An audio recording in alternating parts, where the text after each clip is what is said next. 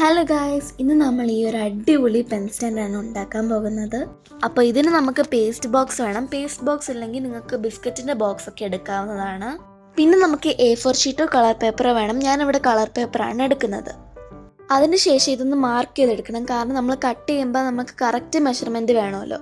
അപ്പോൾ ഇതൊന്ന് മാർക്ക് ചെയ്തെടുക്കണം.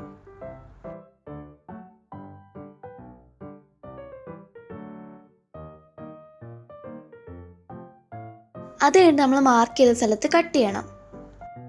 അപ്പം ഞാൻ ഇത് കട്ട് ചെയ്തെടുത്തിട്ടുണ്ട്. ഇത് കഴിഞ്ഞിട്ട് നമ്മളിത് ഒട്ടിക്കണം. ഒട്ടിക്കാനായിട്ട് ഞാൻ ഇവിടെ യൂസ് ചെയ്യുന്ന ഗ്ലൂ ഗണ്ണാണ്. അതാകുമ്പോൾ പെട്ടെന്ന് ഉണങ്ങി കിട്ടുമല്ലോ.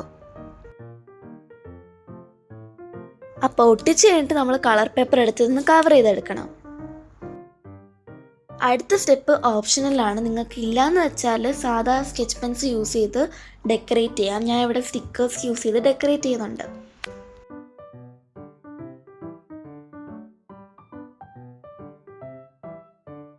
അപ്പം ഞാനിവിടെ എൻ്റെ പെന്നും കാര്യങ്ങളെല്ലാം വെച്ചിട്ടുണ്ട്.